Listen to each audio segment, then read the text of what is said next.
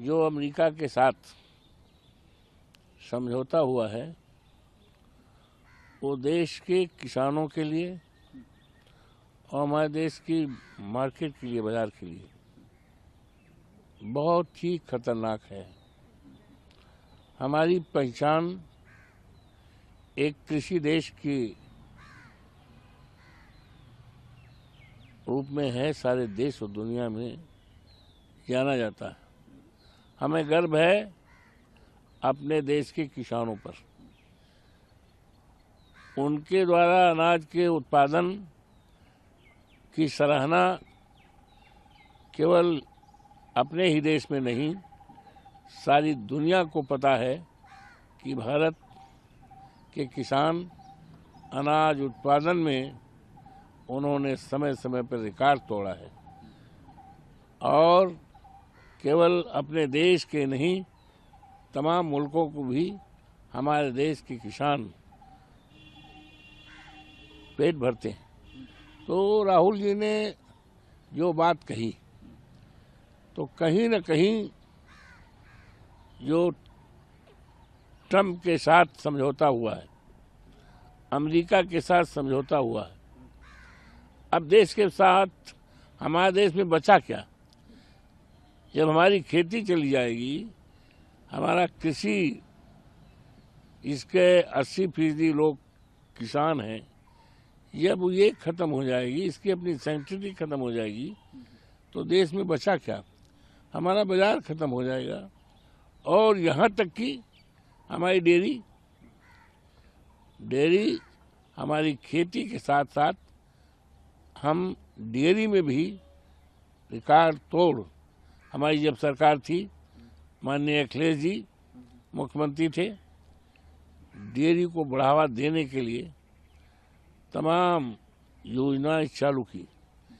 लेकिन अफसोस के साथ कहना पड़ रहा है, जैसे उत्तर प्रदेश में योगी बाबा की सरकार आई, डेयरी की उपेक्षा की गई।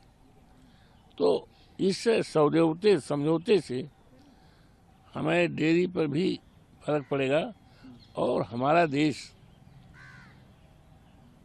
जो है में धर्म और तमाम भावनाएं होती हैं।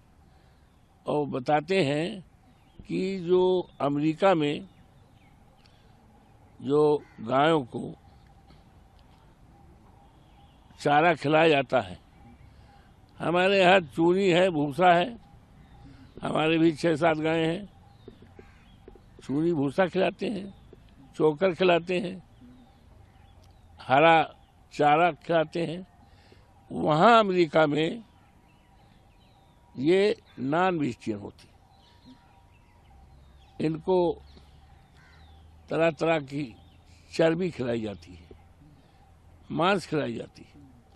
तो हमारे देश में जो हमारे देश की पवित्रता है, गाय का दूध इस्तेमाल होता है तमाम धार्मिक प्रयोजन में, गाय का गोबर इस्तेमाल होता है पूजा पाठ में, गौरी गणेश बनाए जाते हैं। तो जो हमारे तमाम अनुष्ठान हैं, वो अनुष्ठान हैं तब जब गायें वहाँ की जो नॉन वेजिटेरियन हैं और उनका आएगा तो उसको हमारे यहाँ की पर क्या असर पड़ेगा? हमारे यहाँ गाँव पर भी असर पड़ेगा। हमारे गायों का जो यहाँ का होता नस्ल, उसका भी फर्क पड़ जाएगा। तो ये देश के साथ अच्छा सौदा नहीं है। ये अब बचा हमारे पास क्या? हमारी खेती जा रही है अमेरिका के पास, हमारी बाजार जा रही है, हमारी डेयरी जा रही, तो देश के पास बचा क्या? यही बातें तो राहुल जी ने कहा। लेकिन जो